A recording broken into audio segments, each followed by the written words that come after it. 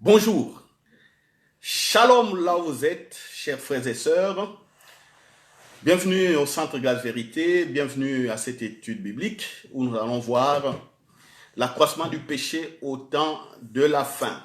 Nous allons l'introduire par un bon cantique. Voilà. Je chanterai de tout cœur les merveilles de mon papa Yahweh. Amen.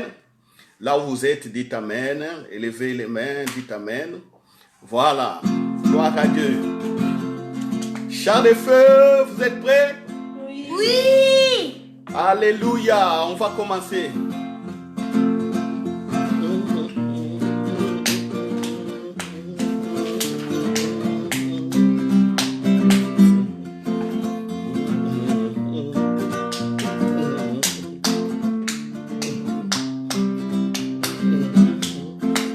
Je chanterai de tout cœur les merveilles de mon papa Yahweh.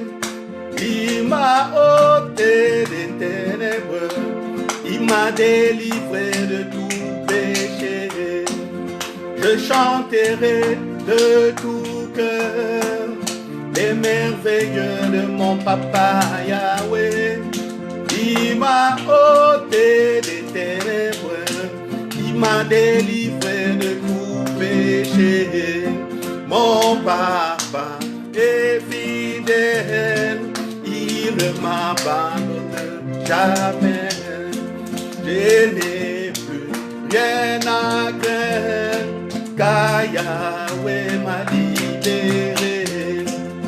Mon papa est fidèle, il ne m'abandonne jamais. Je n'ai plus rien à craindre, car Yahweh m'a libéré. Je chanterai de tout cœur les merveilles de mon papa Yahweh. Il m'a ôté des ténèbres, il m'a délivré de tout péché. Je chanterai de tout cœur les merveilles de mon papa Yahweh. Il m'a ôté des ténèbres, il m'a délivré de tout péché. Papa est fidèle, il ne m'abandonne jamais.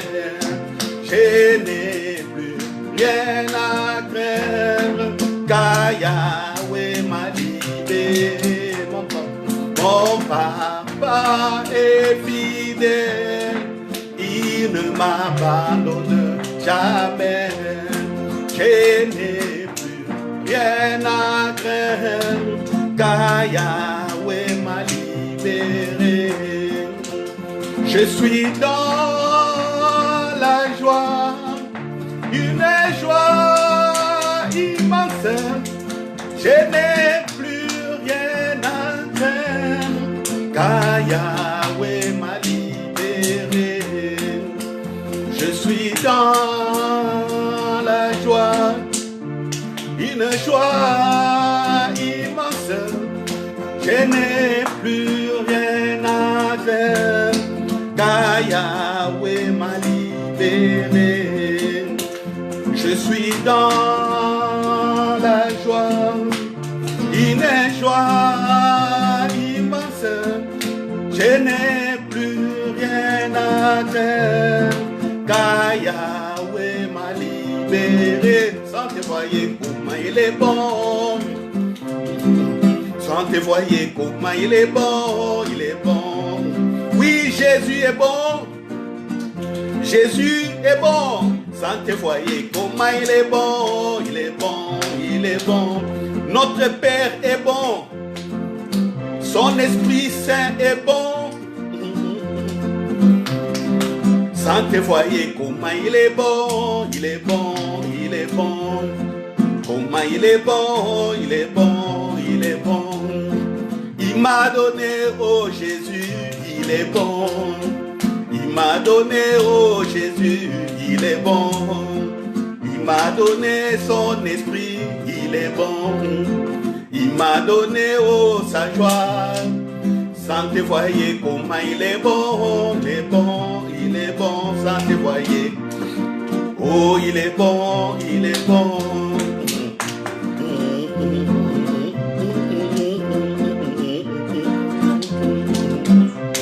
Oh, sans te voyer comment il est bon, il est bon, il est bon, sans te voyer comment il est bon, il est bon, il est bon.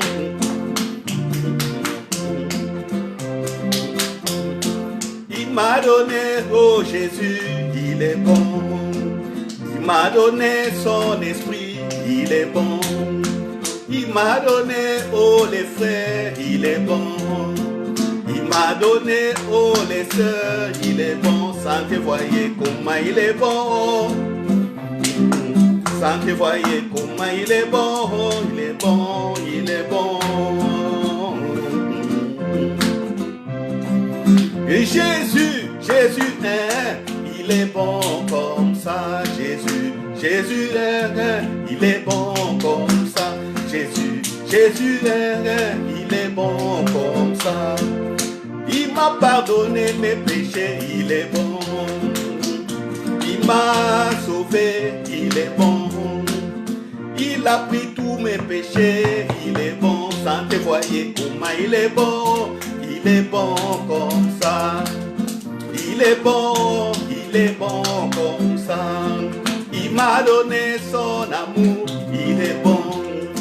Il m'a donné sa paix qui surpasse toute intelligence. Il m'a donné, oh, sa force, il est bon. Il m'a donné, oh, sa joie, il est bon. Sans te voyer comment il est bon, il est bon, il est bon. Comment il est bon, il est bon, il est bon. Jésus, Jésus est, il est bon comme ça. Jésus, Jésus est, il est bon comme ça. Jésus mon sauveur est, il est bon comme ça. Tout donné, il est bon comme ça. Il m'a tout donné, il est bon comme ça. Son sang m'a tout donné. Je suis rentré dans l'alliance éternelle que je n'avais pas cherchée. Oh mon frère, oh ma soeur, rentrez gratuitement dans cette alliance. Sans te voyer comment il est bon, il est bon, il est bon. Sans te voyer comment il est bon, il est bon comme ça. Il est bon comme ça.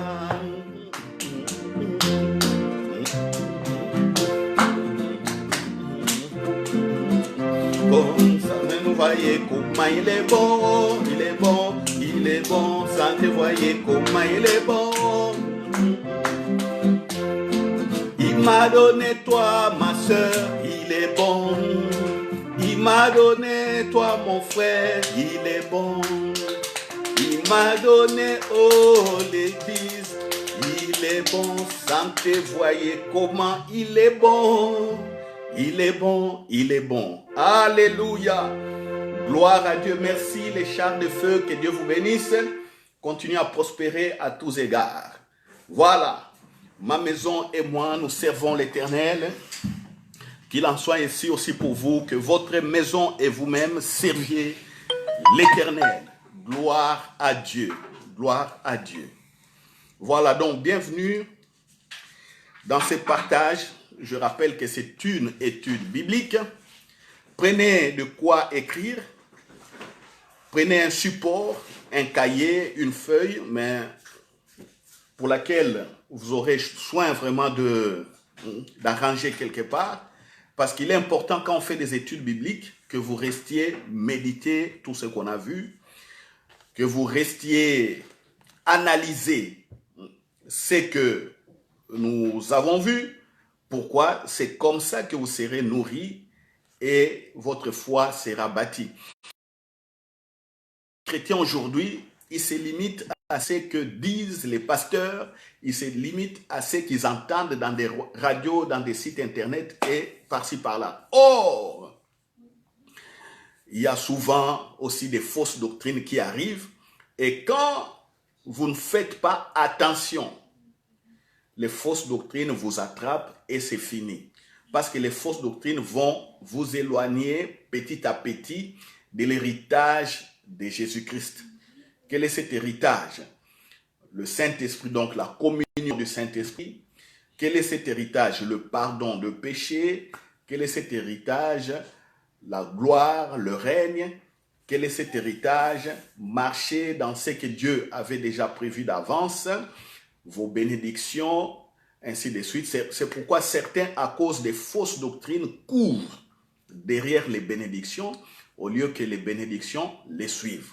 Ils n'ont pas été prudents, ils ont été captivés par des faux enseignements, inspirés malheureusement par soit des personnes qui sont avec le diable, ou soit par des personnes qui ont été vraiment appelées, mais qui ont fini par régresser ou qui ont fini par être séduits par le diable. Voilà. Donc, à la fin, analysez tout ce que nous aurons vu aujourd'hui. Je commence donc par Matthieu 24. Le texte l'extrait de verset que j'ai posté sur notre page Facebook Centre Grâce Vérité. J'avais posté donc Matthieu 24, verset 12. Mais je vais lire le contexte, c'est le contexte des temps de la fin. À partir du verset 7, Jésus dit, une nation s'élèvera contre une nation, un royaume contre un royaume, et il y aura en divers lieux des famines et des tremblements de terre. On rajoute encore des pestes, c'est-à-dire des pandémies comme à ce temps-ci, dont ça a été déjà prédit par Jésus. Tout cela ne sera que le commencement des douleurs. Vous voyez, alors on vous livrera au tourment et l'on vous fera mourir et vous serez haïs de toutes les nations à cause de mon nom. Donc la persécution aussi va arriver. Donc aujourd'hui la persécution est sous plusieurs formes parce que dans divers lieux, les chrétiens souffrent de la persécution, du rejet, ils sont égorgés, ils sont tués, ils sont enlevés dans certains boulots, voilà, ils sont opprimés, voilà, dans les maisons. Quand la femme est chrétienne, le mari n'est pas chrétien, on voit le mari opprimer sa femme. Et dans certaines cultures, entre guillemets, d'autres religions, le mari est prêt aussi à lapider, à tuer même ses enfants. Les parents sont prêts à tuer les enfants, tuer les filles et les fils. C'est des choses horribles, bien aimés. Ça se passe sur cette terre. Donc, c'est le contexte des temps de la fin. Alors, aussi plusieurs succomberont et ils se trahiront, se haïront les uns les autres. Plusieurs faux prophètes s'élèveront et ils séduiront beaucoup de gens. Voici maintenant les versets 12.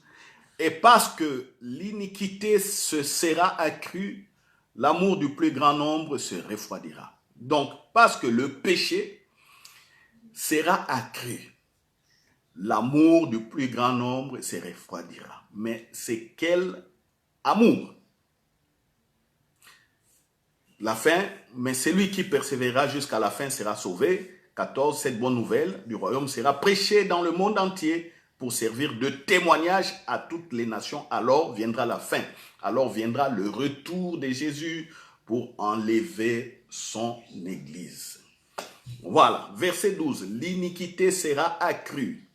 La croissance ou l'accroissement du péché, l'accroissement des injustices, l'accroissement même des inégalités sociales. C'est tout ça. Il y aura des classes, à un certain moment, des personnes très riches qui voudront opprimer par des lois dures aussi les autres. Dans les contextes, vous ne travaillez pas assez, vous ne gagnerez rien. On est en train de passer petit à petit dans ce temps-là. Voilà, l'amour se refroidira. Mais c'est l'amour de qui? Quand on parle de l'amour, ici, ce n'est pas l'amour des bisous, je t'aime, je t'aime. Non, ça, c'est pas ça dont Jésus parle. L'amour qui va se refroidir, c'est l'amour, l'amour de Dieu. C'est-à-dire les gens vont quitter la foi. Les gens vont renier Jésus. Ou pour certaines personnes, la foi serait qu'une question de nom, ou Jésus ne resterait qu'une question de nom. On le voit déjà presque partout sur la terre. Certains, quand on parle de Jésus, il ne s'agit que de l'histoire. D'autres, il ne s'agit que de géographie. Pour d'autres, c'est une question philosophique. Pour d'autres, c'est invention humaine. C'est Jésus-là, c'est une invention humaine. Et pour d'autres, voilà, nous aussi, nous avons nos dieux. Alors, ne nous amenez pas ici les dieux européens, les dieux des Blancs, ainsi de suite. Nous connaissons les arguments que beaucoup poussent contre Jésus-Christ. Voilà. Mais, concernant le péché, j'aimerais vous dire ceci. Si vous vous attendez à ce que je commence à citer les péchés, vous voyez, il y aura toute une liste ici. Je risquerai même d'avoir des maux de tête. Soit parce que je ne saurais pas tous les citer, soit je citerai quelques péchés et j'en oublierai d'autres, ou soit je serai moi-même dans des confusions inutiles. Alors, on va voir donc le péché dans un cadre bien précis. Donc, on va essayer de limiter le contexte. Parce que quand le contexte est bien limité, vous pourrez comprendre de quoi il s'agit. Alléluia. Vous allez comprendre de quoi il s'agit. Et voilà. Je fais un ajustement des caméras. Ok, voilà. Nous sommes en direct. Comprenez les difficultés techniques quand on travaille dans de telles circonstances. Donc, je disais, on va essayer donc de limiter dans un domaine bien particulier, circonscrire le péché. Et par là, on verra comment maintenant comprendre les autres péchés et comment comprendre l'accroissement du péché et comment les éviter, comment les esquiver afin de régner. Parce que n'oubliez pas, à la résurrection, Jésus-Christ a donné l'esprit à tous ceux qui croient en lui pour qu'il règne, pour qu'il montre la gloire de Dieu, pour que partout dans les extrémités de la terre, les gens voient que Dieu est vrai. Alors, je disais donc, inutile de citer tous les péchés, vous en connaissez déjà beaucoup. On doit circonscrire, ok? Et dans la circonscription, c'est comme un cercle. Vous voyez le cercle, quand on trace le cercle, il y a toujours le centre.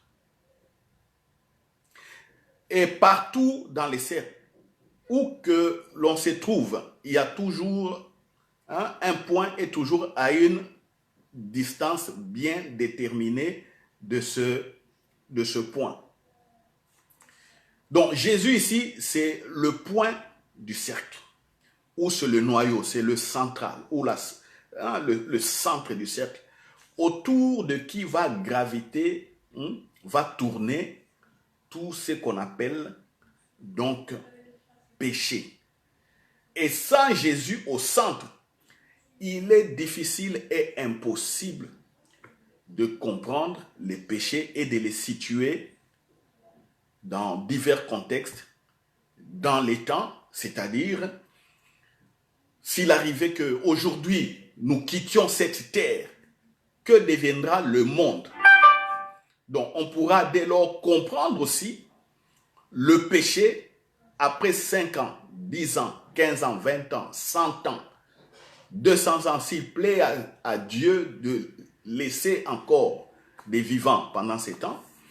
N'oublions pas que Jésus peut revenir brusquement et ça sera la fin. Comme il a dit, ce jour-là, ça viendra comme un filet sur les hommes. Ceux qui seront distraits, tant pis.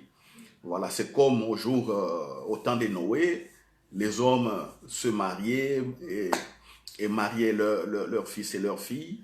Mais Noé entra dans l'arche parce qu'il avait la révélation. Le déluge est venu et l'eau a rasé le monde. Vous voyez?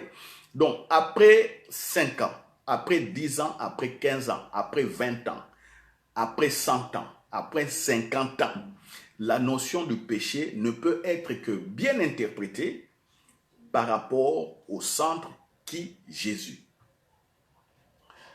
Quel que soit l'espace, je dis l'espace pourquoi?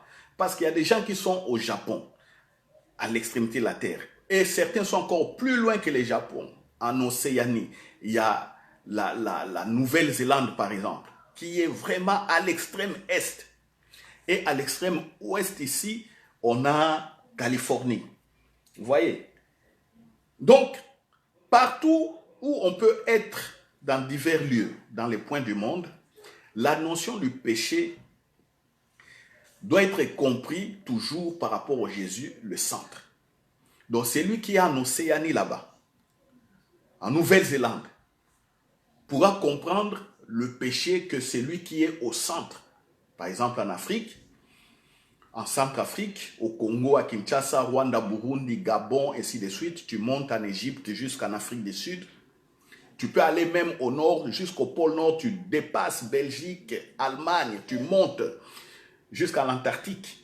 Tout comme tu peux descendre jusqu'au pôle Sud. Vous voyez? Ça, c'est la situation géographique. Dans l'espace, le péché sera toujours bien interprété quand on regarde à Jésus qui est le centre. Mais si on ne regarde pas à Jésus qui est le centre, le péché sera très mal interprété. Je vous parle par exemple dans plusieurs cultures, dans d'autres cultures, la polygamie est autorisée. C'est-à-dire un homme peut avoir plusieurs femmes.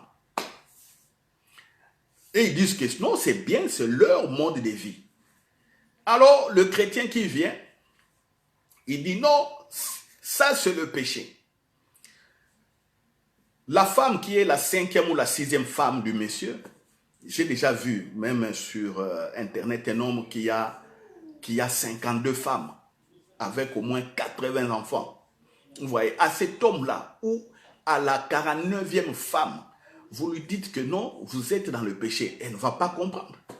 Parce que depuis qu'elle a grandi, c'est ça la culture. Vous voyez? Vous allez dans d'autres cultures, on voit les hommes se marient entre eux. Les femmes se marient entre elles. Vous, chrétiens, vous dites que non, ça c'est le péché. Elle ne va pas vous comprendre parce que c'est leur culture. Vous voyez un peu. Vous allez dans d'autres régions du monde, on dit voilà, ici, il faut beaucoup travailler et c'est comme ça il faut régner. Les travailleurs n'ont rien à dire. Les syndicats peuvent commencer à faire des revendications, mais le patron dira que non, nous dans la tradition, vous ne travaillez pas, vous ne gagnez rien. Et surtout, je ne peux pas distribuer aussi mes revenus par les impôts pour vous. Non, je ne veux pas. Alors, les gens sont affamés, des trucs comme ça. Si vous dites que non, messieurs, ce que vous faites, ce n'est pas bien, il dit, mais non, l'économie du monde, c'est comme ça, c'est la concurrence. Moi, je délocalise, je vais en Chine, donc je ne pêche pas. Mais vous voulez le ramener dans le bon sens. Mais le patron, là, l'homme d'affaires, là, dira que non. Vous voyez ce qui se passe aujourd'hui en Europe. À cause du coronavirus, les masques manquent en Europe. Même en Europe, des pays organisés, des pays avec des industries, des pays qui ont tout. Il n'y a pas de masques. Tous les masques venaient ou viennent de la Chine. Vous vous rendez compte? Vous voyez la cupidité des gens. On ne se rendait pas compte quand on faisait des délocalisations des entreprises qu'un beau jour, si une catastrophe arrivait, les gens pouvaient mourir. Alors il y a une pandémie mondiale. On se retrouve qu'on n'a pas de masques. Les hôpitaux, tout le monde panique. On ne sait pas ce qu'il faut faire. Et voilà. Mais quand les gens délocalisaient abusivement, quand les citoyens combattaient au niveau de leurs droits pour que les sociétés ne quittent pas leur région, leur commune, on ne les avait pas écoutés. Vous voyez? la cupidité, vouloir amasser des richesses, ça crée un problème. Il y a certaines personnes qui sont mortes. Ils sont mortes rien que parce que les hôpitaux ont manqué d'appareils. Vous voyez? Et les appareils doivent venir d'où? De la Chine ou d'ailleurs. Vous voyez? Personne ne voyait que les délocalisations des entreprises abusives, c'était un péché. Vous voyez? Mais si je suis devant des politiciens, ils ne me croiront pas. Ils me diront, monsieur, qu'est-ce que tu dis là? L'économie, c'est la concurrence, c'est comme ça. Je vais là où je peux gagner. Ici, dans ce pays, il y a trop d'impôts, ainsi de suite. Voilà. Donc, le péché, s'il n'est pas interprété par rapport à Jésus, on n'aura pas une bonne définition de péché. Chacun aura son argument. Vous voyez? Des cultures où on marie les enfants déjà à l'âge de 9 ans, 11 ans, 13 ans. Mais comment est-ce que vous pouvez contester avec de telles personnes pour dire que non, la fille n'est pas encore mature? Non. Comment? Comment vous allez contredire de telles personnes? Et aujourd'hui, il y a déjà des discussions dans des parlements pour rabaisser la majorité sexuelle à 13 ans. Dans d'autres pays, ils veulent aller à 11 ans. Donc, on peut, un homme qui est vieux, qui a la barbe comme moi, commencer déjà à avoir des rapports sexuels, autoriser des rapports légaux avec une fille de 13 ans, 11 ans. Si vous dites non, c'est le péché, ils ne vous croiront pas parce qu'ils diront que c'est la culture, c'est la liberté. Vous vous rendez compte? Les avortements, aujourd'hui, il y a des pays qui poussent maintenant jusqu'à 5 mois, on peut sortir les bébés du ventre. Il suffit seulement que la fille ou la femme dise « j'ai été violée », c'est fini. Il n'y a plus d'autres raisons. On va extraire le bébé. Vous voyez, même si elle est tombée enceinte normalement, elle voit qu'elle n'arrive pas à supporter ou n'arrive pas à suivre, elle peut faire monter un tel dossier. Vous voyez, vous discutez, disent non, c'est la culture. Des manipulations génétiques. Hein? On peut prendre des spermatozoïdes de l'homme et des spermes, des spermatozoïdes de l'homme et des ovules d'une femme. Les mettre ensemble.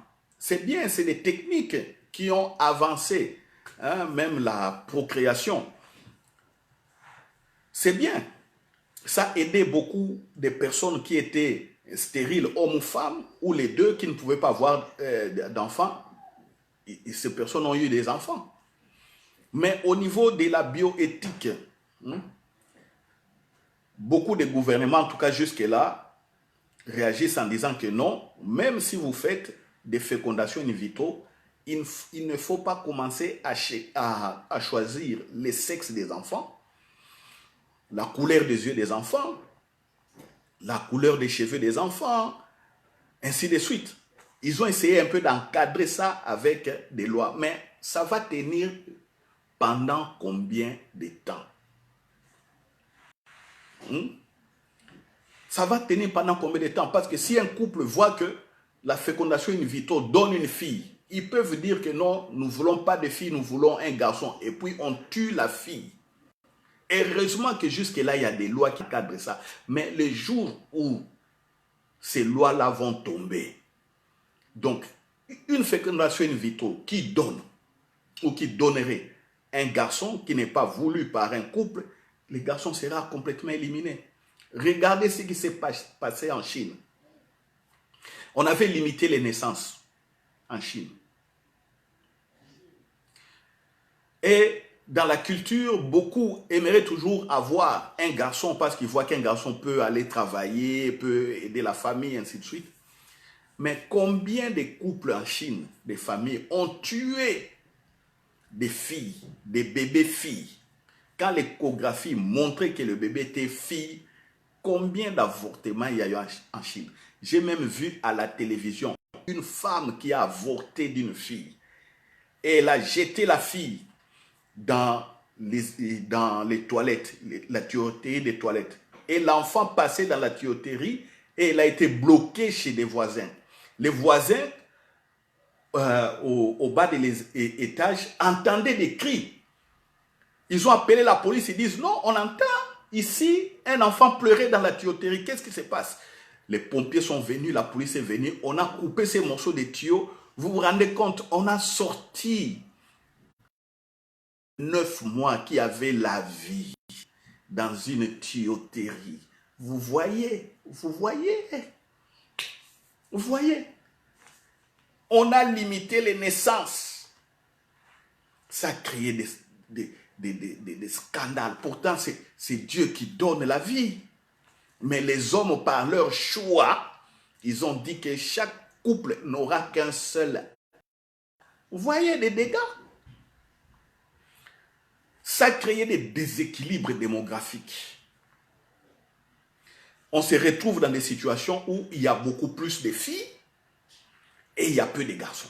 Les filles veulent se marier. La prostitution est simple. Tout comme on se trouve dans des situations où il y a beaucoup de garçons, mais il y a peu de filles. Qu'est-ce qui se passe? Une compétition sur les filles. Des assassinats, des choses horribles. Pourquoi? Parce que les hommes ont décidé, on va limiter les naissances au lieu qu'ils regardent à Dieu qui est le créateur. Donc, vous voyez la notion du péché. La notion du péché, si on doit regarder les cultures, on ne saura pas définir cette notion du péché. Certains diront que c'est bon, certains diront que c'est mauvais. Excusez-moi, heureusement l'arbitre ici c'est Jésus, le centre. C'est pourquoi j'ai dit, la notion du péché doit être interprétée par rapport au centre. Donc le péché, c'est la circonférence. Vous voyez? Prenez un peu un compas chez vous à la maison. Tout le monde en tout cas était à l'école, il peut faire un cercle. Vous voyez? Et le point central là, c'est Jésus. Et si on regarde à Jésus clairement, en ce moment-là, on peut bien définir les péchés. Pourquoi? Parce que Jésus a fait des déclarations étonnantes qui sont encore valables et actuelles. Vous avez la Bible et vous avez de quoi écrire. Écrivez Luc chapitre 10, versets 22 à 24. Luc chapitre 10, versets 22 à 24. Quand vous lisez cette partie d'écriture, vous allez voir que Jésus dit, personne ne connaît le Père sinon le Fils, sinon lui. Et la personne à qui il veut révéler. Jésus fait des déclarations surprenantes qu'aucune personne n'a jamais fait sur la terre. Entre guillemets, d'autres personnes ont essayé de faire comme Jésus, mais ils n'ont jamais été ressuscités. Parce que Jésus a démontré sa divinité sur la terre, à la croix, au tombeau et à la résurrection. Il est vivant. Aucune personne n'a été ressuscitée et peut être comparable à Jésus. Vous voyez, cette déclaration, il dit, personne ne connaît Dieu, sinon c'est lui. Et il rajoute, les prophètes, les rois, les personnes anciennes qui lui ont précédé, ces personnes ont voulu voir ce que les gens qui étaient avec Jésus voyaient. Mais Jésus a dit que ce n'était pas pour eux. Vous vous rendez compte? Ce n'était pas pour eux. C'était pour ceux qui étaient en ce moment-là avec Jésus et pour nous.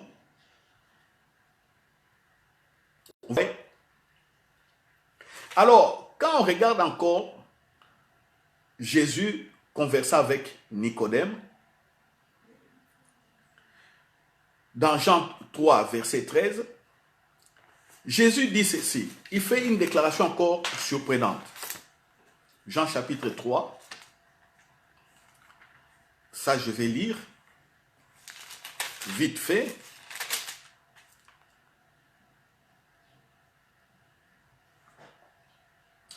« 3,13 » Jésus dit, personne n'est monté au ciel si ce n'est celui qui est descendu du ciel, le Fils de l'homme qui est dans le ciel. Il a dit, personne ne connaît Dieu. Ça, c'est une autre manière. Personne n'est jamais monté au ciel, c'est-à-dire personne n'est jamais rentré dans la présence de Dieu, rentré dans la gloire de Dieu, pour comprendre qui est Dieu, pour être en intimité, en relation, pour savoir qui est Dieu. Mais c'est lui qui est sorti du Père, du ciel, de ses rênes, c'est lui qui peut nous expliquer qui est Dieu.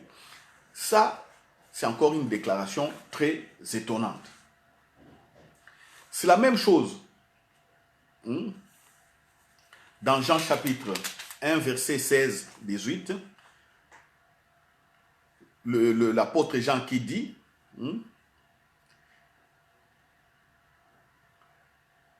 car la loi a été donnée par Moïse, la grâce et la vérité sont venues par Jésus. Personne n'a jamais vu Dieu, Dieu le Fils unique qui est dans le sein du Père, et c'est lui qui l'a fait connaître. Donc, il y a plusieurs déclarations comme ça qui montrent, qui confirment la divinité de Jésus. Vous voyez? Alors, tout le monde dit quoi? Dans toutes les religions. Dans toutes les religions, on dit, ils savent distinguer à peu près entre guillemets, selon leurs coutumes et traditions, selon leur culture, ils savent distinguer le mal du bien. Non, c'est mauvais. Non, c'est mal. Et c'est bien. Voici ce qu'il faut faire. Il y a des conseils, il y a des choses comme ça. Dans toutes les religions, il y a ça. Mais je vous ai montré ici, dans toutes les religions et dans les cultures, ce que moi je trouve que c'est bien, peut-être chez l'autre, dans sa culture, ce n'est pas bien. Vous voyez? Donc, quelque part, toutes les religions s'effondrent, tombent. Si on doit rester dans la religion pour comprendre le péché, vous n'aurez jamais, je dis bien, vous n'aurez jamais de solution. Vous n'aurez jamais la compréhension du péché. Impossible. Même si vous dites non, on a été inspiré ici, voilà, notre prophète a dit ça. Connaît Dieu comme Jésus le connaît. Voilà. Alors quand on rentre même dans la connaissance relationnelle de Dieu et les autres, quand on rentre dans cette connaissance relationnelle, on voit que les autres religions sont déstabilisées. Il est vrai aussi pour les pratiques religieuses chez nous les chrétiens, catholiques comme protestants. Catholiques romaines et catholiques orthodoxes et nous les protestants. Dans les pratiques religieuses, si on doit maintenant la vérité de Jésus, on voit qu'il y a certaines structures, certaines organisations qui commencent à trembler. C'est ainsi que ceux qui ont toujours la révélation de Jésus seront persécutés par des religions. Vous comprenez? Martin Luther, en 1400 et quelques, quand il a eu la révélation que c'est que l'Église, parce qu'à l'époque il n'y avait pas Église catholique, il n'y avait pas Église protestante, c'est que l'Église, la seule, faisait, n'était pas correcte. Les résultats religieux a persécuté Martin Luther, voulant même les tuer par des complots. Vous vous rendez compte? Donc, partout où il y a un système d'organisation religieuse qui essaye de bloquer les gens et ils disent que non, voici comment vous allez prier, voici comment. Et quand la vérité de Jésus vient contredire, ça crée des frustrations.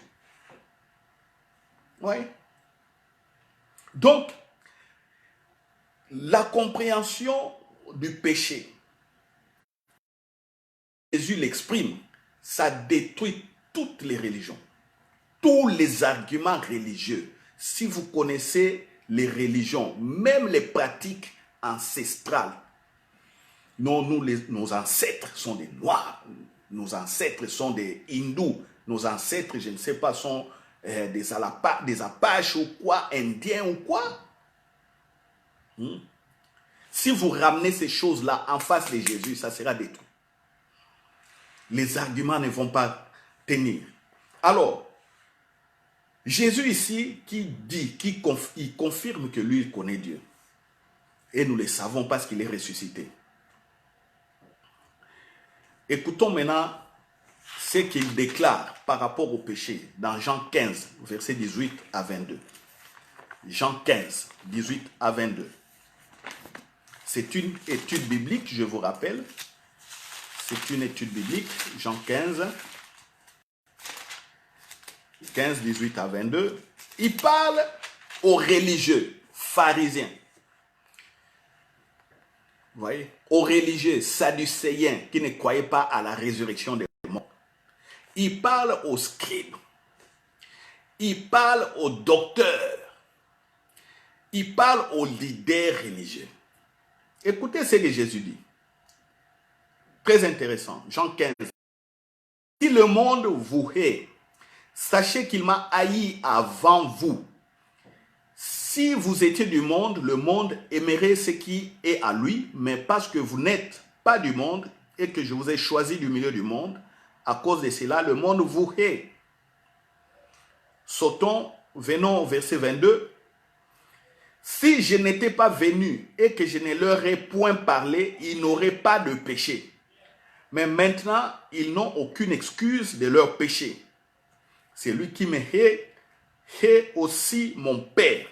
Si je n'avais pas fait que nul autre n'a fait, ils n'auraient pas de péché. Mais maintenant, ils ont haï et moi et mon Père. Vous voyez, Jésus maintenant, par rapport à la notion du péché, il dit ceci. C'est lui qui ne le croit pas. C'est celui-là qui restera et qui demeurera dans le péché. Vous voyez? Donc, le péché, ce n'est plus les définitions culturelles et traditionnelles. Le péché, maintenant, trouve sa définition par rapport à la personne de Jésus. C'est pourquoi je vous ai dit que Jésus, c'est le centre. Vous voyez? Il dit, si il n'avait pas parlé à ces religieux, ils auraient une excuse. Maintenant, or, ils ont écouté et ils ont entendu. Mais comme ils m'ont rejeté, et ils demeurent donc dans leur péché. Vous voyez? C'est ça. Donc, le péché est défini par rapport à la révélation de Jésus-Christ. Mais que voient les gens? Les gens voient d'abord les actes. Et non, il est tombé dans le péché, il est marié, il a connu notre femme, il a volé de l'argent là-bas, il a fait ceci, cela, tout ça, les actes. Non, la meilleure définition d'abord du péché, c'est voir Jésus. Vous refusez ce que Jésus a dit, vous restez dans le péché. Même si vous faites des bons actes. Même si vous êtes l'homme, entre guillemets, le plus patient du monde, le plus bon, le plus selon les hommes. Mais si vous ne connaissez pas Jésus, le Christ, tout cela tombe dans l'eau. Vous êtes dans le péché. Et point de salut pour vous. Vous voyez? Point de salut pour vous.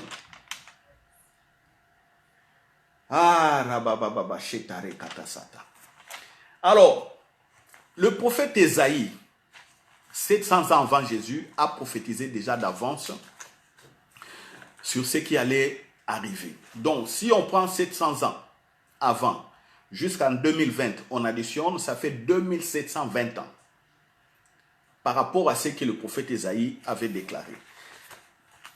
On prend Ésaïe 53. Ésaïe 53. Ésaïe 53. Ésaïe 53. C'est une étude biblique, c'est pourquoi je vais très lentement pour que tout le monde comprenne. Sinon, ça sera un peu compliqué. Donc, Ésaïe 53, verset 4, vous lirez chez vous. Cependant, ce sont nos souffrances qu'il a portées, c'est de nos douleurs qu'il s'est chargé et nous l'avons considéré comme puni, frappé de Dieu et humilié. Mais il était blessé pour nos péchés, brisé pour nos iniquités. Le châtiment qui nous donne la paix est tombé sur lui, et c'est par ses meurtrissures que nous sommes guéris. Nous étions tous errants comme des brebis. Chacun suivait sa propre voie, et l'Éternel a fait retomber sur lui l'iniquité de nous tous. Voilà. On parle de Jésus ici. On dit que chacun suivait sa voie. Nous étions tous errants comme des brebis, chacun suivait sa voie, verset 6. Chacun avait construit sa voie selon la culture et les traditions, selon les coutumes. Et l'Éternel a fait retomber sur Jésus l'iniquité de nous tous. Donc, toutes les traditions, les coutumes, n'ont pas pu sauver les hommes. Mais, comme ça n'a pas pu sauver, quel était le problème fondamental? C'était le problème du péché. C'est le problème du péché qui était fondamental. Alors, qu'est-ce que Dieu a fait? Il a pris tous les péchés de toutes les cultures que les hommes ont commis. Depuis Adam, s'il vous plaît. C'est depuis Adam. Donc, le péché qu'Adam a commis, et Ève, et les autres, Dieu a fait la somme de tout ça. Des péchés connus comme des péchés inconnus. Dieu a rassemblé cela. Il a mis ça sur Jésus. Vous vous rendez compte? Alléluia. Donc, le châtiment qui nous donne la paix est tombé sur lui. Ce châtiment, c'était quoi? Le poids du péché, l'action du péché. Alors, beaucoup ne comprennent pas ce qui s'est passé. Alors, Paul a bien compris cela. Si on prend 2 Corinthiens, chapitre 5, verset 21. 2 Corinthiens, chapitre 5, verset 21. Écoutez la révélation que Paul a reçue. 2 Corinthiens. Je vois que ma sœur Gétou est en train de nous balancer des versets. Ma sœur, que Dieu vous bénisse. C'est une initiative bonne de votre part. C'est inspiré par l'Esprit. Et ça va aider ceux qui viennent en retard de pouvoir lire ces versets. Donc, continuez à les faire. Je parle donc de 2 Corinthiens, chapitre 5, verset 21. Voilà. La Bible dit ceci. Celui qui n'a point connu le péché, il l'a fait devenir péché pour nous, afin que nous devenions en lui la justice de Dieu. Qu'est-ce que cela veut dire? Dieu a fait devenir Jésus le centre. Le centre, il a fait devenir le péché. Pourquoi? Parce que c'est la somme de tous les actes qu'on appelle des péchés. Les injures, les querelles, les disputes, les avortements, les assassinats, les complots, les injustices. Qu'est-ce qu'il y a encore? La sorcellerie, les maraboutages, la philosophie, des vols astraux, des magiciens, tout ça. on prend la somme, les inégalités sociales voulues par les hommes, créées par des hommes, des dictatures, toutes ces formes de péché, tous ensemble, mis dans un seul panier, et ce seul panier-là, maintenant, que Jésus a maintenant gobé. Et il est devenu péché. Donc, il a pris la nature du péché pour qu'aucun péché comme acte ne soit oublié. Vous comprenez? Le péché nature, le péché est devenu comme un être vivant. C'est une nature. Et quand on fouille dans cette nature de péché, quand on essaie d'ouvrir, on voit tous les péchés du monde. Vous voyez? Aucun péché n'est oublié. C'est ça, Jésus ici, l'œuvre de Jésus. Vous vous rendez compte? Dieu l'a fait devenir péché, au singulier, hein? Mais c'est un singulier qui est vaste, qui embrasse tous les actes, toutes les définitions des péchés. C'est en Jésus. Et Dieu a pris Jésus comme ça, il l'a cloué à la croix pour que nous ayons maintenant la paix et la réconciliation avec le Père. Voici la bonne définition du péché. C'est la compréhension de la révélation de Jésus-Christ. C'est ce qui va te donner la force de régner sur tous les actes maintenant de péché. Imaginez-vous maintenant, vous étiez dans l'adultère. Ou vous êtes là, vous êtes prêt à commettre un suicide, à vous tuer. Vous écoutez ces messages. La réaction, la bonne, la meilleure, c'est que regardez simplement à Jésus. La vie est précieuse. Ne vous tuez pas. Parce que ce qui vous conduit au suicide, c'est le péché. Ça peut être des sorciers, des marabouts qui vous envoûtent. C'est quoi? C'est des actes de péché.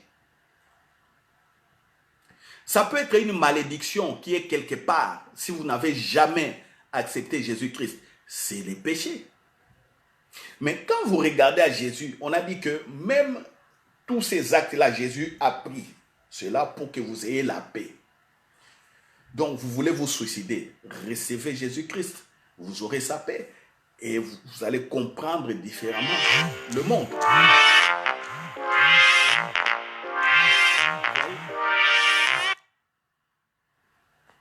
Alléluia. Vous allez comprendre différemment le monde. C'est ça, bien-aimé. C'est ça. Il y a quelqu'un qui a appelé, donc j'ai dû couper. Voilà. Si vous me recevez, écrivez-moi quelque chose, parce que je ne sais pas si tout le monde me reçoit. Est-ce que vous me recevez? Essayez de m'écrire quelque chose. Ah, ok, ça va. C'est très bien. Je vois que les gens disent qu'ils reçoivent. C'est bon. Ok. Alors, voyez, donc ce que je disais.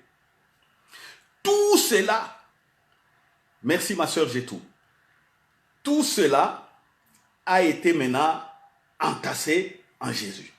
Et Jésus a été crucifié comme nature péché pour que vous ayez maintenant la vie de Dieu. Ce qu'on appelle la vie Zoé, la vie sans péché. Vous voyez? La vie incorruptible, traduit par la vie éternelle. Est-ce que vous avez compris? Parce que si vous avez compris cela, maintenant je vais vous montrer D'où viennent maintenant les actes de péché? Parce que nous régnons déjà. Le Seigneur Jésus a tout pris à la croix. Mais comment est-ce que les gens pêchent, surtout les chrétiens? Qu'est-ce qui arrive qu'ils pêchent? Pourquoi? Et beaucoup ne comprennent pas. Et le Saint-Esprit m'a révélé quelque chose de bien que nous allons, donc je vais développer. Donc je vous demande d'être patient, c'est une étude biblique. Vous voyez? Donc si j'avais prêché comme avec fougue, vous n'allez pas comprendre tout ce que j'ai dit. C'est pourquoi je le fais en détail, lentement. D'où viennent maintenant que les chrétiens pêchent? On va dire que non, c'est les diables, les diables et les diables. Moi, je n'aime pas les gens qui mettent souvent la faute au diable. Non, nous devons être responsables. Oui, le diable est là. Il pousse les gens par-ci, par-là. Mais si vous êtes responsable, vous allez résister au diable. Et ce que le Saint-Esprit m'a révélé aujourd'hui, c'est quoi? Pourquoi les chrétiens pêchent? Nous allons le voir dans 2 Timothée, chapitre 3, et 2 Timothée, chapitre 4, les premiers versets. Mais je vous donnerai des extraits. Vous savez, si les chrétiens pêchent aujourd'hui, le problème, c'est les enseignements, les fausses doctrines, des faux docteurs, des faux pasteurs, des faux apôtres, des faux frères et des faux sœurs. D'abord, des gens inspirés par le diable pour venir mettre les chaos dans le corps du Christ. Mais beaucoup n'ont jamais fait attention à cela. Et deuxièmement, les gens sont conduits donc toujours au travers de ces mauvaises doctrines, de ces mauvais enseignements. Ils sont conduits peut-être par des frères aussi qui étaient bien au départ ou des sœurs qui étaient bien au départ, mais qui ont été séduits. Et ils commencent à enseigner autre chose. Et cela fera quoi? Je vais vous les démontrer par quelques exemples. Cela fera que les chrétiens, en les suivant, s'éloignent de plus en plus de la révélation de Christ, d'où ils vont commencer à tomber dans des péchés. Pourquoi Paul n'est pas tombé dans les péchés? Pourquoi les gens, les pierres, tout ça ne sont pas tombés? Pourquoi? Vous ne vous êtes jamais posé la question? Vous croyez que non, c'est parce qu'ils ont été avec Jésus. Paul n'a jamais été avec Jésus. Mais pourquoi il n'a pas péché? Ou s'il aurait commis un péché, il courait vite, il demandait vite pardon à Dieu et tout était nettoyé. Direct. Vous voyez? Les faux enseignements, les fausses doctrines amènent l'Église à pécher. Écoutez ce que Paul dit dans 2 Timothée chapitre 4. Et Paul dit à Timothée,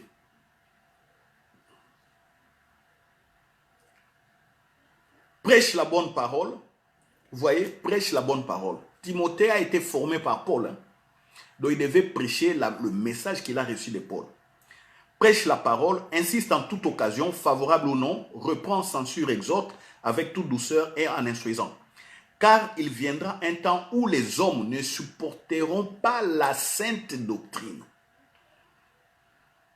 mais ayant la démangeaison d'entendre des choses agréables, ils se donneront une foule de docteurs selon leurs propres désirs. Voilà. Donc, il y a des enseignements qui ne sont pas centrés sur Jésus et sa résurrection, mais c'est centré sur les désirs des hommes. Faites attention à de tels enseignements. Même moi, je fais attention. Quand je dois prêcher, quelqu'un a un désir de se marier, un désir de travailler, un désir même d'avoir une délivrance, je fais attention. Ceux qui sont avec moi à l'église savent. Je leur dis que moi ici, je ne suis pas un prédicateur de la morale. Moi, je suis un prédicateur de la foi. Moi, je prêche la foi. Parce que si quelqu'un comprend la foi, la révélation en Christ, il pourra régner. Mais si on amène des enseignements où il n'y a rien de concret sur la résurrection de Jésus-Christ, rien de concret, parce que la personne ne connaît pas le Saint-Esprit, ils ne connaissent pas l'alliance par le sang de Jésus, ils ne connaissent pas qu'ils ont été pardonnés, ils ne connaissent pas la sanctification. Mais c'est fini, c'est un désordre. Je vais vous les montrer. Je donne un cas précis. L'enseignement sur l'alliance ou les alliances. Savez-vous qu'aujourd'hui, on n'a qu'une seule alliance, alliance par le sang de Jésus, la seule et l'unique. Mais combien d'enseignements avez-vous déjà entendu sur les alliances? J'entends cela dans des internets, dans d'autres prédications, ainsi de suite, où un homme de Dieu, une femme de Dieu, en prêchant, il dit, il déclare, faites alliance de guérison avec Dieu. On voit les gens aussi dire, non, j'ai fait l'alliance au Dieu avec toi, l'alliance de guérison. C'est quoi? C'est de la... Maintenant, est-ce que c'est une bonne ou fausse doctrine? Parce qu'il y a une seule alliance par le sang de Jésus où on a tout. On a le Saint-Esprit, le pardon, la grâce, la rédemption, et la rémission des péchés. Donc Dieu ne se souvient plus des péchés. On a la protection, on a la prospérité, on a tout. Tout est dans cette alliance-là, la globale, tout. Mais quelqu'un viendra dire que non, aujourd'hui nous allons faire l'alliance de la prospérité avec Dieu. Celle. Aujourd'hui nous allons faire l'alliance de la guérison. Et il y a même d'autres qui vont loin, qui disent, vous voyez, j'ai une alliance avec Dieu. Vous devez rentrer dans cette alliance aussi, dans mon alliance. Quelqu'un dit de rentrer dans son alliance. Je sais peut-être le pasteur ou l'homme de Dieu ou la femme de Dieu a une autre idée dans la tête, mais la manière de présenter, la personne qui écoute, pour vous, dans votre tête, c'est l'alliance par le sang de Jésus. Mais vous dites aux gens de faire alliance avec vous. La personne va comprendre quoi. Vous voyez?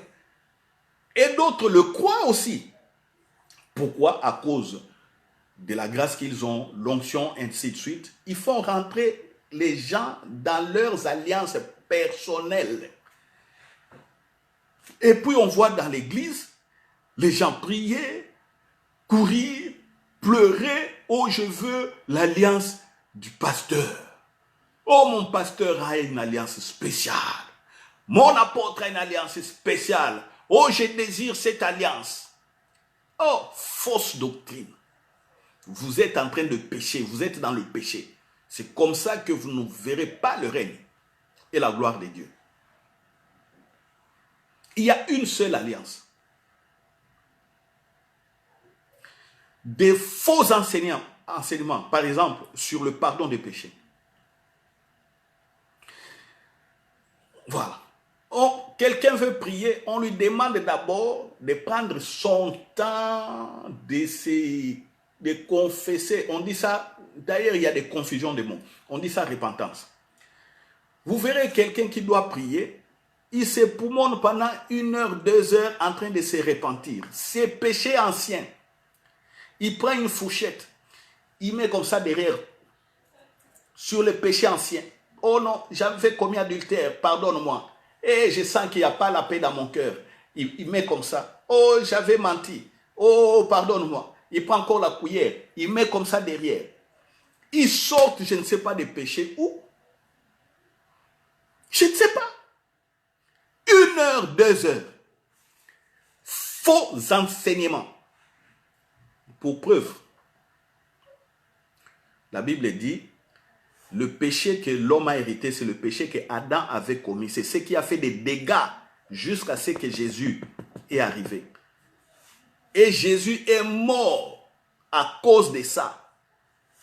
Adam, le premier homme, Jésus, le second homme. Nous le verrons plus tard. Que Dieu nous prête la vie. Nous verrons cette histoire de péché par rapport à Adam et à Jésus. Le mercredi prochain, dans l'étude biblique. Vous vous rendez compte, Jésus ressuscité, les textes que nous avons lus le dimanche, Jean chapitre 20, verset 22 et suivant. Les disciples, dans la peur, dans l'incrédulité, ils ne croient pas que Jésus est ressuscité. Mais Jésus apparaît. Il dit, Shalom, que ma paix soit avec vous. Jésus leur reproche simplement l'incrédulité. Il leur dit, mais pourquoi vous continuez à être incrédules? Regardez, c'est moi. Touchez-moi, c'est bien moi. Touchez-moi. Et puis à la fin, il dit, ne soyez pas incrédules. Je suis ressuscité. Je suis avec vous. Et recevez le Saint-Esprit. Il souffle sur eux.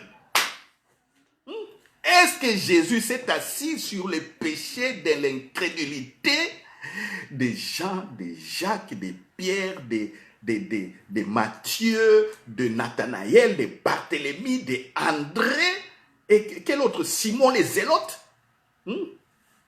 Qui encore j'ai oublié? Vous les connaissez tous mieux que moi. Mettez les 11e, parce que les 12e c'est Judas qui était décédé, qui s'est pendu. Vous voyez? Jésus ressuscité donne directement l'esprit aux personnes avec qui il avait marché. Mais d'où vient que vous, hommes de Dieu, femmes de Dieu, pasteurs, prophètes, évangélistes, apôtres, docteurs, frères et sœurs, pour prier, vous demandez aux gens d'abord de passer du temps et des temps et des temps dans la confession des péchés que des personnes peut-être n'ont pas commis. Ces péchés-là ont été effacés.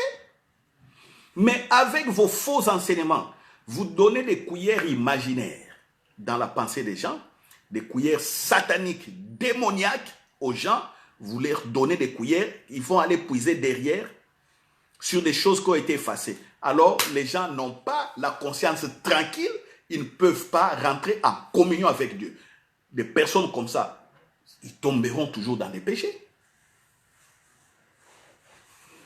Ils tomberont toujours dans les péchés. Ils n'auront pas la force de résister. Parce que leur conscience est chargée. Chargée. C'est ce que Timothée dit dans 2 Timothée chapitre 3. Regardez verset 1. J'ai dit, sache que dans les derniers jours, dans les derniers temps, il y aura des temps difficiles, car les hommes seront égoïstes. Là, on cite des péchés. Égoïstes, amis de l'argent, fanfarons, hautains plutôt, blasphémateurs, rebelles à leurs parents, ingrats, irréligieux, insensibles, déloyaux, calomniateurs, intempérants, cruels, ennemis des gens des biens, traîtres, emportés, enflés d'orgueil, aimant le plaisir plus que Dieu, ayant l'apparence et la piété, mais reniant ce qui en fait la force. Éloigne-toi de ces hommes-là. Il en est parmi eux qui s'introduisent dans les maisons et qui captivent des faibles femmes chargées de péchés, agitées par des passions de toute espèce. Vous voyez? Des personnes chargées des passions de toute espèce. Conscience chargée. De telles personnes, la vie de Christ ou être chrétien devient une punition.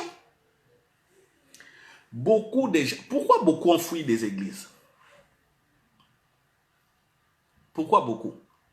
C'est la charge du péché. Ils ne comprennent pas la révélation de Christ. C'est la charge. Ils sont chargés. Leur conscience est chargée du péché. Ils essayent de vouloir être bien avec Dieu. Ils essayent de pouvoir construire une relation avec Dieu. Ils ne comprennent pas. C'est pourquoi il y a des chutes. Et ils trouvent que non, l'église c'est ennuyant, l'église on fait la même chose, ils ne comprennent pas, rien du tout. Pourtant, Jésus est avec eux pour régner. Le Saint-Esprit est là. Vous voyez? Des personnes comme ça seront toujours dans des histoires de péché, dans l'incrédulité qui est un péché qui est cité ici. Ils seront toujours dans l'incrédulité. Il voit un miracle, un frère faire un miracle là-bas, il doute. Pourtant, lui-même peut faire un miracle. Il voit une sœur bien prophétiser là-bas avec précision, il doute. Ah, est-ce que ce n'est pas du diable? Incrédulité. Vous voyez? Les péchés que les gens cherchent au monde là-bas, c'est d'abord à l'église. Vous voyez? L'église aujourd'hui, pourquoi il y a croissance du péché dans le monde? Parce que l'église démissionne. L'église a démissionné parce que l'église ne comprend pas qui est Jésus-Christ. La gloire c'est quoi? Le règne c'est quoi? Les gens ne savent pas aller chez leur patron, chez leur directeur de service. Les gens ne savent pas. Aller voir les voisins, ils ont peur. Aller voir la voisine, parler aux parents. Ils ne savent pas. Ils ne comprennent pas Jésus-Christ. Ils ont un Jésus religieux. Bébé Jésus porté à la crèche, ressuscité historiquement, géographiquement en Israël. Ils ne savent pas que c'est le même Jésus-là est avec eux et son esprit est en eux. Ils ne savent pas. Des personnes comme ça,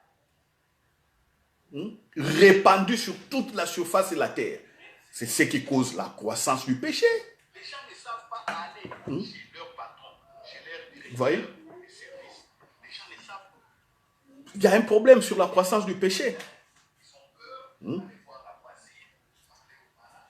Voilà. Donc, des mauvaises doctrines par les diables, par les démons, c'est un virus dans les corps de Christ. Ça détruit la révélation et les gens vont dans les péchés. D'où dans le monde, il y a croissance du péché. Imaginez-vous si tout le monde, si toute la terre, nous comprenions ce que nous disions ici. Est-ce qu'on allait avoir les péchés? La croissance du péché, non. Regardez l'atmosphère du ciel. Est-ce qu'au ciel, il y a le péché? Dans la présence de Dieu. Est-ce qu'il y a le péché? Non. Voilà. Or, c'est cette gloire que Jésus-Christ nous a ramenée. Le monde aujourd'hui devait être un monde sans péché, sans les actes de péché. Mais comme les hommes n'ont pas compris, les hommes tombent dans le péché. Vous voyez? Vous voyez les faux enseignements? Et on s'étonne aujourd'hui que même partout où nous vivons, il n'y a même pas de partis politiques chrétiens. Ou s'ils sont là, mais ils ont perdu l'influence, ou ils commencent à perdre l'influence. Parce que les autres courants philosophiques, les autres courants culturels commencent à monter. Ceux qui ont la révélation de Jésus-Christ sont perdus dans l'espace politique. Alors, s'ils sont perdus, qu'est-ce que vous voulez que ça arrive? Ceux qui vont avoir le pouvoir vont voter des lois contre Jésus et contre ce que j'ai dit.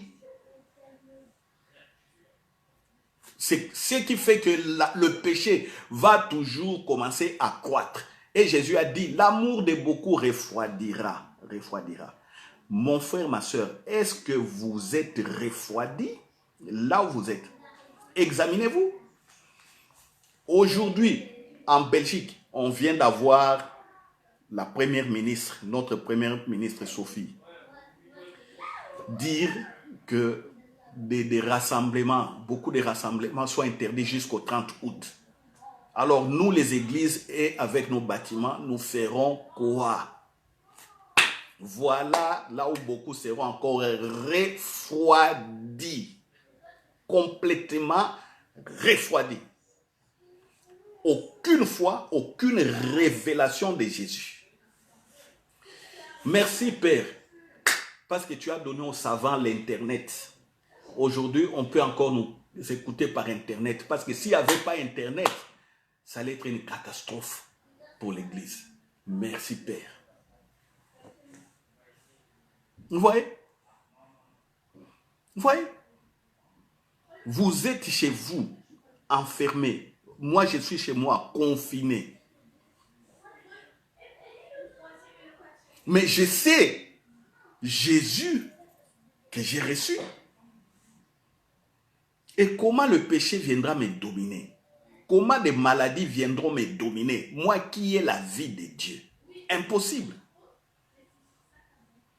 C'est ça la foi. L'accroissement du péché est dû aux mauvais enseignements donnés par l'Église. En partie, je dis bien. Jésus a dit, allez, faites de toutes les nations les disciples. Si tout le monde était vraiment bon disciple de Jésus, est-ce que le péché allait trouver sa place? Ou les gens allaient commencer à pécher, à augmenter en péché? Non. Pourquoi? On n'a pas fait le travail. On n'a pas fait les disciples. Il y a eu des faux docteurs, des faux enseignants qui ont intégré l'Église. Ils ont été dans des cours théologiques. Ils ont été partout. Ils ont occupé des hauts postes au niveau des organisations, des églises. Et ils ont commencé à détruire. Alors nous étions où? Les leaders, peut-être dans la cupidité, dans la distraction, dans ceci. Ils n'ont pas compris aussi Christ. Ils ont commencé à mettre autre chose. Vous voyez? Des faux enseignements. Des adorations des saints. Vous vous rendez compte?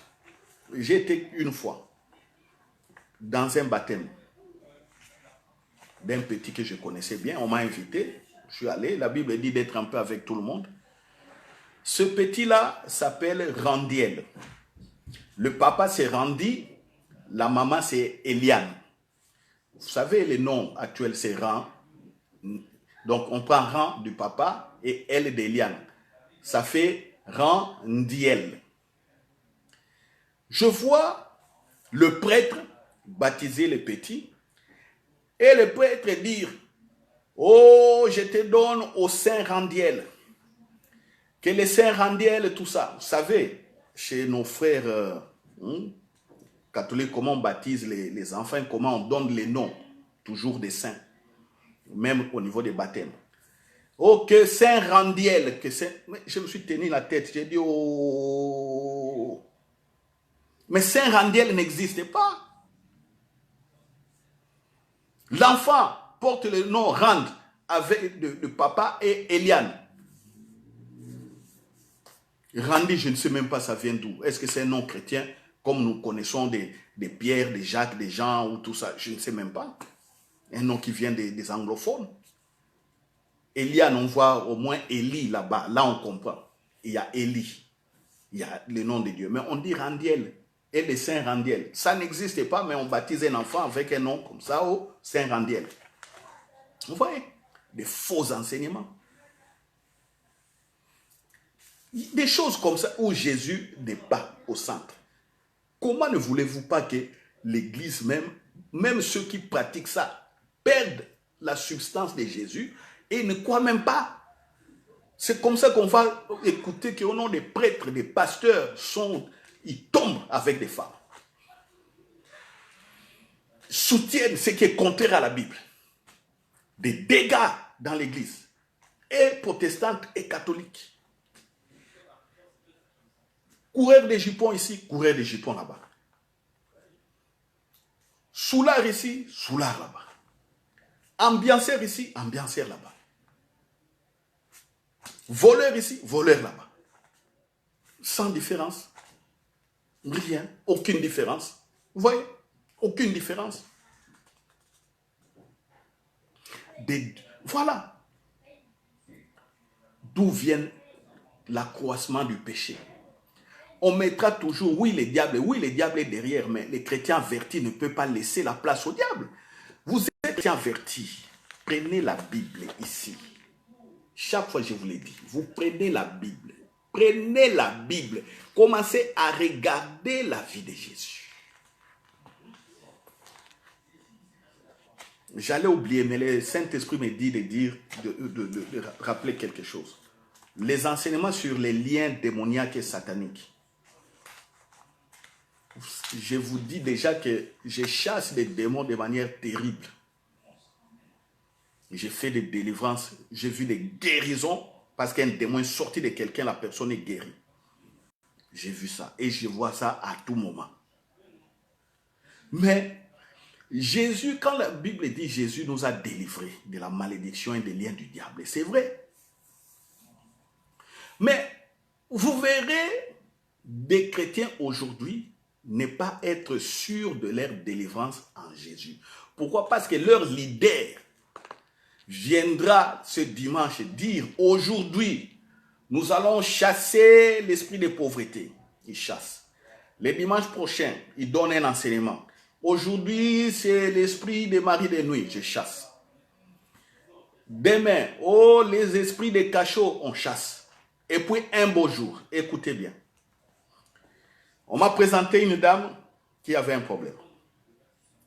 J'ai parlé à cette dame, j'ai vu qu'elle ne connaissait rien de Jésus, mais elle fréquentait l'église. Mais elle ne connaissait rien de Jésus. En plus, elle était malade. Quand je l'ai vue, j'ai commencé à parler de l'œuvre de Jésus, la guérison que Jésus a ramenée.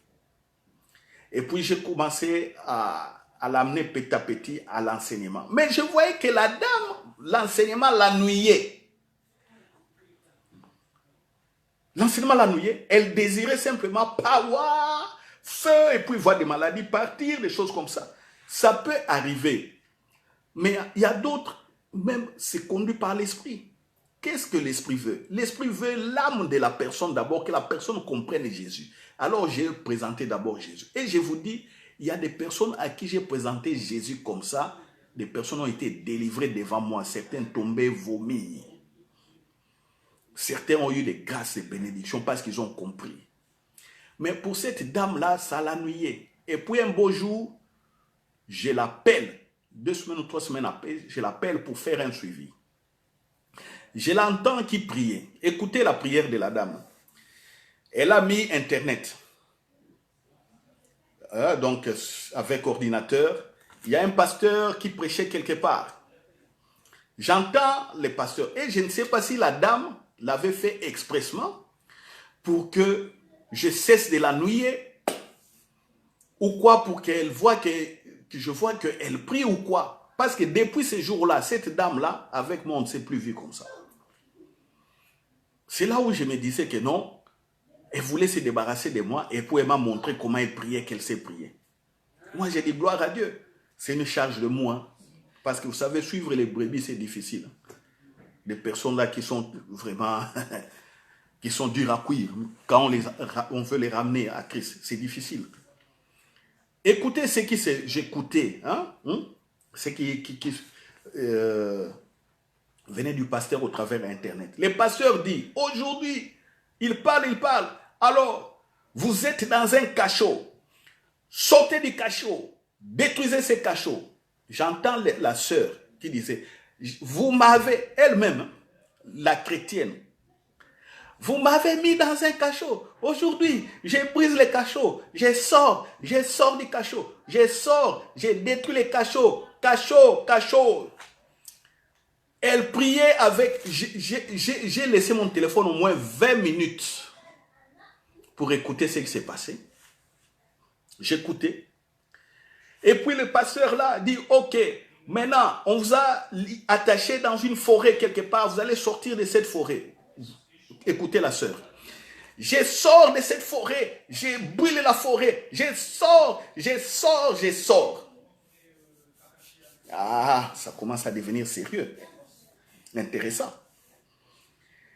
Et puis le pasteur dit, voilà, aujourd'hui vous allez sortir des prisons sous les eaux.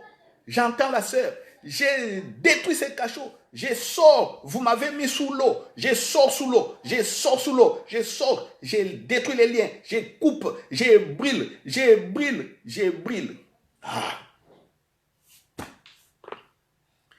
Et puis, oh, certains sont dans des cachots des arbres. Quand il s'agit des arbres, oh là là. Beaucoup ont coupé leurs arbres dans des maisons chez eux. Ils ont coupé les arbres et qui ont la gloire de Dieu. Et là où ils habitent, les sorciers ne peuvent pas se réunir et régner. J'ai vu des gens couper des arbres, surtout nos frères congolais et nos sœurs congolaises. On a coupé des arbres dans certaines maisons parce que c'est des sièges des sorciers. Or, ils ne savent pas que l'arbre, ce n'est qu'un matériel ou un matériau. Les sorciers viennent en esprit. Vous coupez l'arbre, ça va faire quoi? Vous coupez l'arbre, mais ils peuvent se réunir dans les robinets de votre cuisine. Ils sont dans les robinets de la cuisine. Vous voulez casser les robinets? Ok, ils vont maintenant faire la réunion dans les fours, dans les micro-ondes. Ce sont des esprits. Vous dites, ah non, mon micro-ondes est envoûté. Vous jetez les micro-ondes. Voilà. Ils vont faire maintenant réunion en dessous des carreaux. Et vous verrez des follets, des fous prendre des burins. Non, ici en dessous, il y a des sorciers. Et puis commencer à casser tous les carreaux de la maison. Enlever. Il faut des nouveaux carreaux. Et ça, les sorciers ont déjà souillé. Je vous dis des choses que je vois. Je vous dis des choses que je vois. Je parle à ces personnes. Je dis, qu'est-ce qui se passe? Non, pasteur, vous ne savez pas de quoi il s'agit. Ah! Quel enseignement! Quel enseignement! Hein? Enseignement des démons. Vous qui aimez chasser des démons là, en désordre et au hasard. Hein? Oui, ma soeur, Magali, Robinet. Mais oui, certains, comme je disais là, certains vont casser les robinets de leur maison parce qu'il y aura réunion des sorciers dans les robinets. Oui, c'est ça, ce que beaucoup font. Vous voyez? Combien des enfants ont été jetés dans les rues, des enfants sorciers? Des confusions dans les familles, déchirées. Et les personnes qui aiment ce genre de prières, regardez, aucun amour de Christ dans leur cœur. Hein? De la peur du diable. La peur du diable. Je disais à certains frères, j'ai dit, ces enseignements ici détruisent la foi. Les gens n'ont pas la foi en Christ. Les gens ont peur du diable. Avant de dormir, oh Seigneur, je lis, je ferme les esprits du nord, je ferme les esprits du sud, je ferme les l'est, je bloque les esprits de l'ouest. Oh, merci Saint-Esprit, viens maintenant, viens. Ils appellent le Saint-Esprit, viens. C'est comme si le Saint-Esprit était parti en promenade quelque part. Voilà des faux enseignements. Ils veulent prier, Saint-Esprit, viens. Oh, fais de Saint-Esprit, Saint. Le Saint-Esprit en vous, il va venir d'où? Des faux enseignements. Et des personnes comme ça sont dans les péchés. Ils sont dans les péchés. Ça, ce n'est pas Christ ressuscité, ces enseignements. Non, ce n'est pas Christ ressuscité. Vous comprenez? Ce n'est pas Christ ressuscité. Voilà. Je vois on va continuer cet enseignement. La croissance du péché, le mercredi prochain. Vous allez comprendre qui est Jésus-Christ. Si vous ne comprenez pas qui est Jésus-Christ, vous demeurez dans les péchés. C'est une confession de bouche. Et vous allez commencer à tomber, la chair est faible. Tomber. Pendant que c'est vous qui devez régner sur le péché, sur les tentations.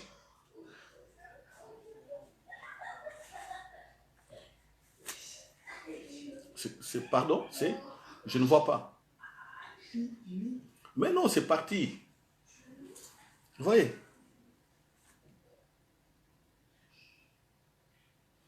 Voilà, on me donne une suggestion ici.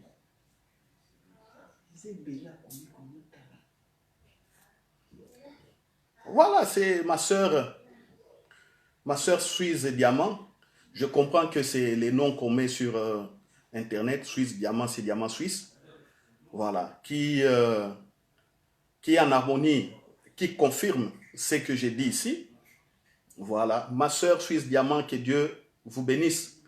Elle dit, attachée à la vraie parole telle qu'elle a été enseignée afin d'être capable d'exhorter selon la sainte doctrine et de réfuter les contradicteurs, ainsi de suite. Toute écriture est inspirée de Dieu et utile pour enseigner, pour convaincre, pour corriger, pour instruire. C'est ce que nous faisons. La bonne écriture. Oui, oui, il y en a beaucoup. Oui, ma sœur, il y en a beaucoup, c'est bon. Voilà, donc c'est une étude biblique. On va continuer cette affaire de la croissance du péché le mercredi prochain. Et revoyez cette vidéo. Quand je vais la terminer, vous la revoyez. Parce que dès que je termine, je télécharge. Partagez cette vidéo à beaucoup de frères et de sœurs. Parce que beaucoup sont dans les tourments jusqu'à aujourd'hui. Ils ne comprennent pas que Jésus-Christ nous a délivrés de la loi du péché et de la mort. Et nous avons reçu la loi de l'esprit de vie, l'Esprit Saint par Christ. Il a soufflé en nous. Nous sommes des nouvelles créatures. Beaucoup ne savent pas. Ils sont dans des fausses doctrines. Voilà. Et le péché s'accroît dans le monde. Malheureusement ou heureusement, je ne peux rien dire. Le Seigneur Jésus l'a dit, il y aura accroissement du péché. Mais nous, gardons ce que nous avons reçu, affermissons-nous à ce que nous avons reçu pour aller encore très loin. Vous voyez? C'est ça. Je vais prier pour que cette parole qui vous visite vous transforme et et vous relève. Et que vous sachiez aussi discerner les faux enseignements et de quitter des églises où il n'y a que des fausses doctrines et des faux enseignements. Il faut quitter. Sinon, vous demeurerez impuissant devant les diables. Excusez-moi. Excusez-moi un peu. Excusez-moi. Sinon, vous allez demeurer impuissant. Impuissant. L'église qui ne connaît pas la résurrection, ce n'est pas une église. On prêche autre chose. On ne prêche pas Jésus crucifié avec les vertus, tout le bagage, l'héritage. Non, ce n'est pas une église, ça. Ce n'est pas une église. L'église de Christ prêche la résurrection. L'église de Christ prêche le sang de Jésus et ses mérites. L'église de Christ prêche le règne. Voilà, le règne est venu. Il y a tout ça. L'église de Christ prêche la communion avec le Saint-Esprit. L'accompagnement par le Saint-Esprit. Tout ça, c'est ça l'œuvre de la croix. Et pas autre chose. On vient toujours des liens, malédiction, 4e, 5e génération. J'ai déjà chassé plutôt des esprits qui habitaient le corps des gens, des esprits qui sont venus des ancêtres depuis les années 1700. J'ai déjà eu un cas comme ça. Quelqu'un habité par un esprit, un démon de génération en génération depuis 1700. Comment j'ai pu chasser ces démons? Si ce n'était pas par l'œuvre de Jésus-Christ. Voilà. Bon, c'est toujours difficile de quitter. J'ai pris. Père, merci. Que ce message touche les extrémités de la terre. Tout celui qui va l'écouter, qu'il soit délivré. Que tout celui qui n'a jamais donné son cœur à Christ, donne son cœur à Jésus. Et qu'il rentre dans l'héritage des saints. Notre héritage, c'est la vie Zoé et la vie éternelle. Notre héritage, c'est vivre dans ta présence jour et nuit, sans interruption. Notre héritage, c'est que nos péchés ont été effacés, pardonnés et effacés. Notre héritage, c'est que les actes de péché que nous commettons sont aussi effaçables par le sang de Jésus. Et nos consciences sont déchargées et purifiées, lavées, afin que nous nous sentions bien, dans la paix, dans la joie d'être dans ta présence. Mon frère, ma sœur, si vous n'avez jamais reçu Jésus, faites avec moi cette prière. Dites simplement, Jésus, je te reçois dans mon cœur, tu es mon Seigneur et mon Sauveur. Amen. Voilà. Rendez-vous dimanche à 10 h soyez à l'heure, parce que je vois beaucoup rentrent toujours un peu en retard. Voilà, nous sommes dans le confinement, il n'y a pas de travail. Quelques-uns simplement vont travailler. Hein? Organisez-vous, vous avez beaucoup de temps pour suivre. Soyez à l'heure les dimanches. Voilà, chantez avec nous quand nous allons chanter. Ayez toujours votre Bible à côté, votre cahier pour prendre des notes. Voilà, vous n'avez pas compris, envoyez-nous des questions, des choses que vous voulez comprendre. Écrivez-nous. Hein? Notre adresse email, c'est centregracevérité@gmail.com. Notre numéro de téléphone est aussi sur notre page Facebook. Donc, nous sommes en Belgique, 0032 466 15 44 92 ou 92 à la fin. Donc, 0032 466 15 44 92. Voilà. Nous vous donnons rendez-vous dimanche à 10 h. Ce dimanche, c'était une fête en mémoire de la Pâque, mais nous allons continuer la célébration. Et vous allez comprendre ce que Jésus nous a donné à la résurrection. Dès aujourd'hui, en ayant écouté ce message, vous êtes forte, ma soeur, vous êtes fort, mon frère. Et vous régnez. Voilà. Au nom de Jésus-Christ. In the name of Jesus. Dios te bendiga. Arigato, merci pour avoir suivi, comme disent les Japonais. Je ne sais pas ce que disent les Chinois. Apprenez-moi les Chinois. Matondo Alingala, Twasagi Jilan Chiluba. Thank you in English. Danku. En flamand, néerlandais, les Allemands disent Dankichen. Voilà, je ne sais pas. Je vais chercher tous ces mots. Je sais que vous êtes en Finlande, vous êtes en Suède. Je vais chercher toutes ces salutations dans diverses langues. Comme ça, tout le monde sera servi. Voilà. Gloire à Dieu, je vous aime. Dimanche, pour le règne avec Jésus-Christ, la résurrection, Jésus est ressuscité. Et mercredi prochain, on continue l'accroissement du péché. Amen. Voilà. Et c'est téléchargé. Hein. Je vous rappelle que c'est téléchargé dans la minute qui suit. Voilà. Gloire.